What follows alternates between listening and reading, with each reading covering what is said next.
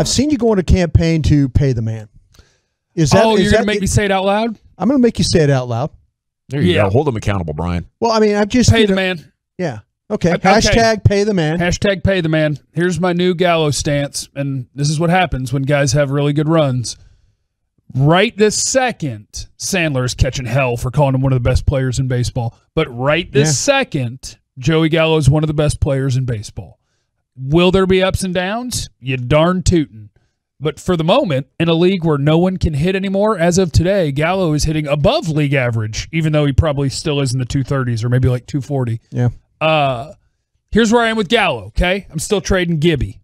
I'm trading Gibby because he doesn't match my timeline. But whatever your timeline is, Gallo is young enough, he fits your timeline.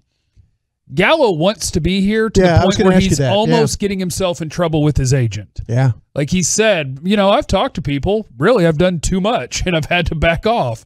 He wants to be here. If the number is not absurd, what are the odds that the return for what you trade Joey Gallo for ever equal anywhere near his production? 1%? 2%? Yeah. The odds are not good. It's not good. Not good.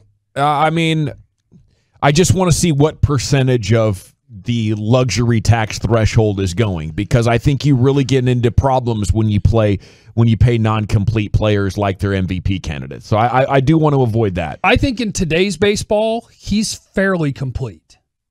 Like he strikes out, but if he can bat anywhere around 230, that's good. Because if your OPS is over 900, I don't care. Like, it'll be inconvenient if he strikes out when there's a guy on second or third with one out. Superstars do that too, though. Yeah, but so my thing with Gallo is the return for what you're going to get is likely a mid to upper tier prospect who may or may not ever play in the big leagues. And the reason you would be trading him away would be, well, I can't afford him. And now that he's playing really, really well, it's just put me even more in the seat of, no, as a Ranger fan, your job right now is to make sure that the owners of your team realize, I don't want to hear it. We have a good player who's going to be good for another 5 to 10 years. You pay him. Yeah. Like, I don't want to hear about your budget. You pay him, because you're talking about paying people this offseason who haven't been here yet that you think will be good. Shortstops. You've got a dude that's here that at the moment is the face of your team, that wants to be on your team, that wants to be the face of your team, that's a Gold Glover that is mashing right now. As Rangers ownership, you don't get to be cheapskates.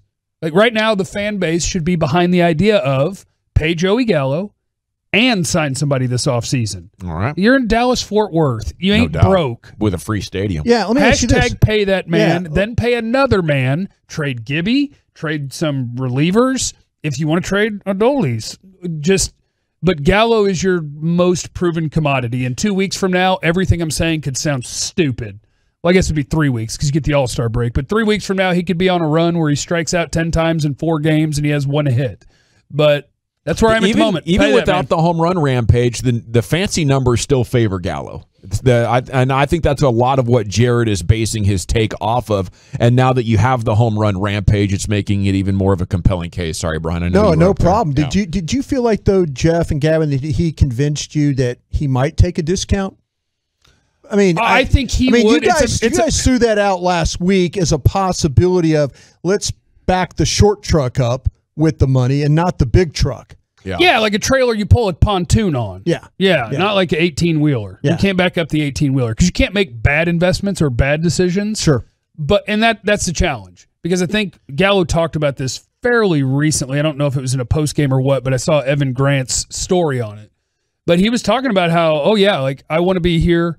They know I want to be here. That was with us yesterday. I've talked. Is that where he said it? He said that yesterday. Yeah, he said he wanted to be. But that's what I'm saying. Did he convince you enough that he might give you a discount, or is he playing the good guy and we know that Boris is going to be the bad guy? I think he would take a discount. That's the challenge. Okay. Because Boris is going to tell you you're not. Shut up. Stop talking. So I don't know. Is there a point where Joey Gallo goes to the agent and says, "I don't care. You work for me. Right. We're going to sign something." Maybe. But I just, with the way he's playing right now, and I don't think you can discount the defensive part. No. When that dummy on Detroit on a soft single to right field rounded second base, I was like, oh, this is sweet. We're going to get to watch Gallo throw a guy out. And he smoked him by 8 feet. You get Gold Glove defense. You get dude who wants to be here. He is currently batting cleanup without a problem and mashing.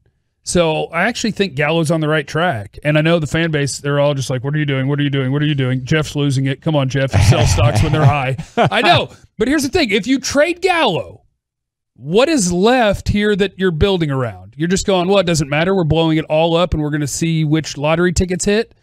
Forget about one, because what Joey Gallo is going to get you is one lottery ticket, and that lottery ticket is not going to be one of the best prospects in baseball. It's going to be a pretty good prospect. Probably. So maybe he turns into Isaiah Kiner-Falefa. Maybe he turns into Willie Calhoun. Like, that's what you'd be trading Gallo for. As opposed to that, cut the check.